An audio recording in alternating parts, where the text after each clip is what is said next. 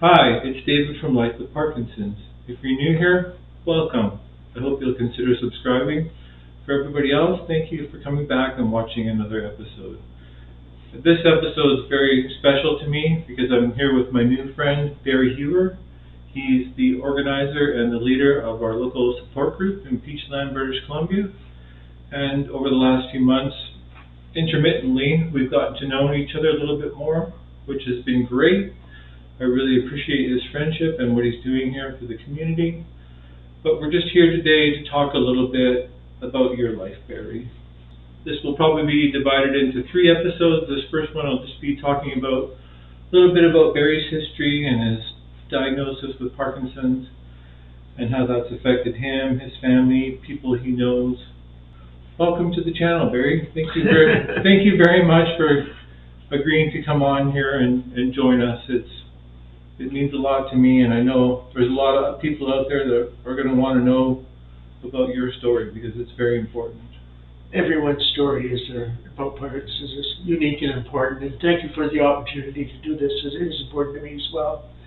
Well, I'm a 76-year-old guy with 13 years of Parkinson's diagnosed behind him, and probably a decade or more of unnoticed Parkinson's before that.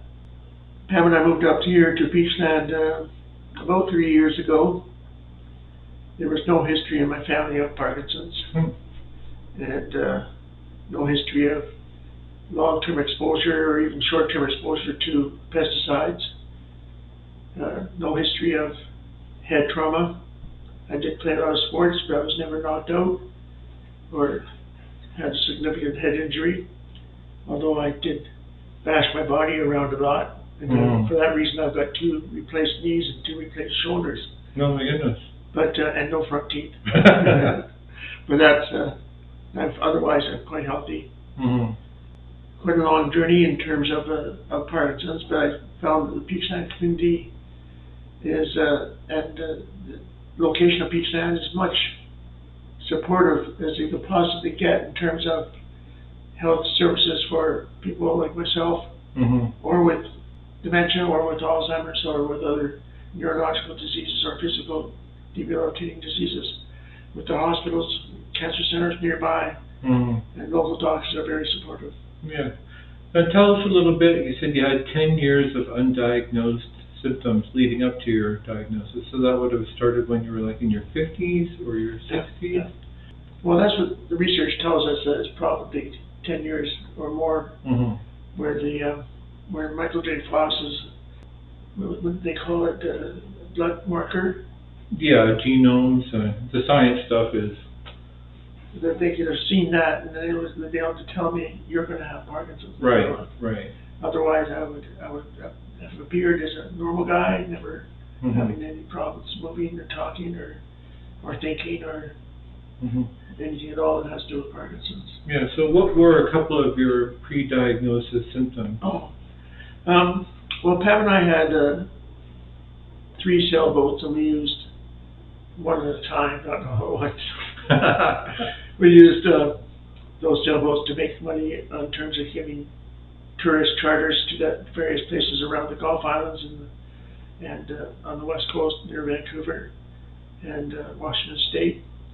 Also up north to north of Powell River on the Inland Waterway to Desolation Sound, which is an absolutely gorgeous place. So we did that for a number of years, and I was very familiar with jumping on board from the dock and carrying objects onto the boat. And balance was never an issue. I rode motorcycles, and balance was never an issue. One charter about in 2010, 2009, I was in Nanaimo, and I was carrying 2 bags of groceries down to the boat.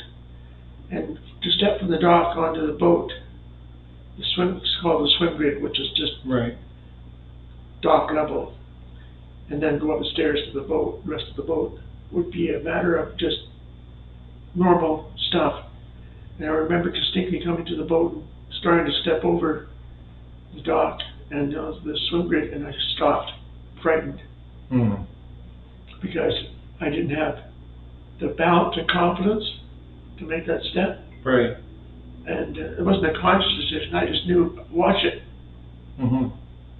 So it just came out of nowhere. All of a sudden, just one day, you're like, I can't climb onto the boat. One normally done activity was risky.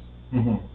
And so I phoned my brother and I said, this isn't right. I don't know what's going on with me. Can you take over the charter? And he did. And I went to the doctor shortly after that, Dr. Bringerhoff, and he suggested I go see Dr. Davidson in Penticton. Mm-hmm. And Dr. Davidson watched me get up from the chair in the reception office, walk toward him, sit down in the office. He asked me a few questions, and he said, "You've got Parkinson's." And that was it. Wow, that just like a 5-minute or less exam. Oh, if it was 5 minutes, I'd be surprised. Wow. But I'm not saying that was a bad diagnosis. I'm not saying it's a bad way to diagnose it, but he's been working with Parkinson's for years. Mm-hmm. And he's done research, and he knows it when he sees it. And he said, I've been wrong maybe 1% or 2% of the time, but I think you have Parkinson's. Well, that's let's start you on this trial of Cement, which is carbidopa levodopa, and see how it goes, and I'll see you in about a year. That was that. That was that. Just got your medication, and he's like, come back a year later. You know, there was not much else to say from him, and so that's what led to the diagnosis and the diagnosis itself. I jumped into the car and drove off and told Pam, and then I denied it for about probably 2 years or 3 years. Well, you're a man, obviously. Yeah, and the symptoms weren't that obvious, and I could. Oh yeah. I gradually told friends and smartened up, started doing lots of reading. Yeah, so it took a while for you to come to terms with the diagnosis or acknowledge it? To accept it. Yeah. I'm not sure like the time. Why do you think that is? Well, I was still working. My life was otherwise unchanged except for a small tremor in my left hand, which was easily hidden. Yeah. And wasn't even intermittent. It wasn't there all the time. And yeah, so I didn't have a reason to it. I was not sick, just that I was under the influence of Parkinson's. Yeah, yeah. Well, that's a good one, under the influence of Parkinson's. I did the same thing. I went back to work the next day. Yeah. I think it's I think you said guys. I think gals have the same reaction too. Yeah. Maybe not to the extent that guys do, but yeah, we tend to ignore our health issues. Well, yeah, I would agree with that very much so. But gradually things got a little more difficult and more obvious, and so I started taking it seriously. Started doing an awful lot of reading and trying to find the truth in the midst of the quagmire, the swamp of bad ideas on the internet. Yeah. So was it a big loss for you to give up the charters, or? At that point we had already moved from. It was a planned move to Beachland. Serendipity played a role there, because now looking back, I had no idea how important it would be to be here. No, I miss sailing, of course, but yeah, and I miss the people, the tourists, groups from Germany would come, you could climb on the boat, go to Destination Sound, and be absolutely flabbergasted with the beauty. Oh yeah. And there's whales everywhere. The water north of Destination Sound can reach 70 degrees. So it's like stepping off into a sauna or a whirlpool. Yeah, that is. Without the whirlpool. Yeah, thank goodness. I do miss sailing, but I get out there once in a while, and that's fine. And I bought a toy sailboat that's 4 feet high. I race with a group in Kelowna. Oh, fun. Yeah, it's fun, and keep the challenge, and that's a thing we have to do. Very much so.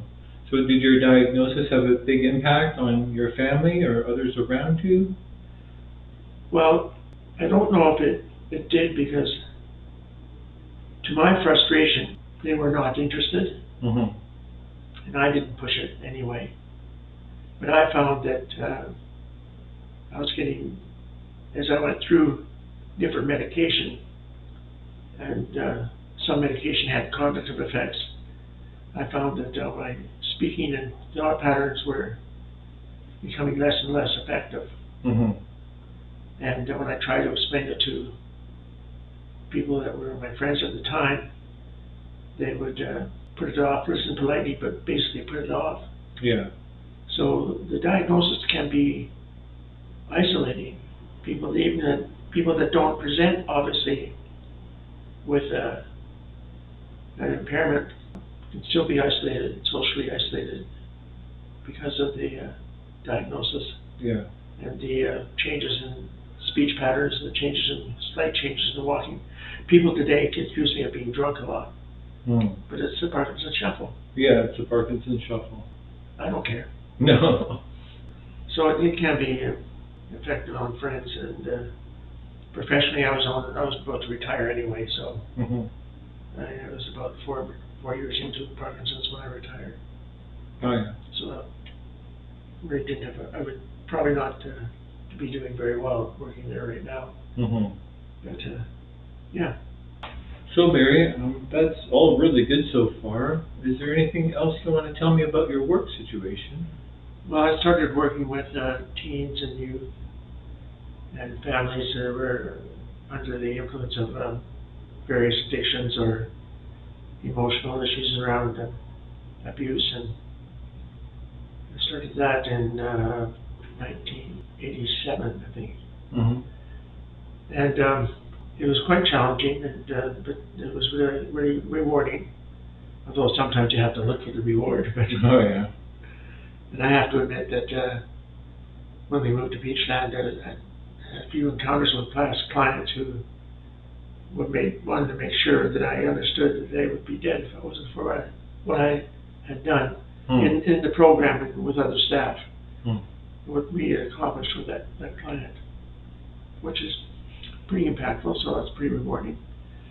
So I was wilderness camping, and I did do a couple of sailing trips with teens that you don't want anywhere near your house, and the kind that have a record as long as their arm or longer, and no compulsions around property ownerships or anything at all, or violence. But it was exciting, worthwhile, and kept me out of the bars for some time. After I retired, life became a lot easier. Yeah. So you kind of retired from two things, the boat charters, and then you're working with teens. Yeah. You're right, I was doing charters at the same time as I was working with teens and families, doing counseling and life skills and working with their addictions. That's interesting. So you gained a lot of skills that we're probably going to talk about here in a later episode. Yes, in terms of monitoring my own reaction to the Parkinson's and then trying to keep a coping mechanism for myself, it's been helpful. I think that it's helped me be more self-aware of my emotional needs, as well as the respect for what my body needs to have to reduce the symptoms of Parkinson's, or the symptoms of Parkinson's. Yeah.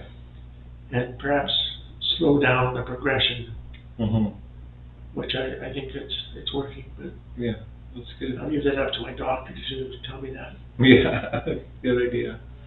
Okay, well, thank you, Barrie. That wraps up part 1 of this interview. And thank you, everyone, for watching and supporting this channel. And we'll be back in the next little bit with part 2 of this ongoing interview. Thank you so much for watching and supporting this channel. Let's continue to take this journey together. We'll see you on the next one.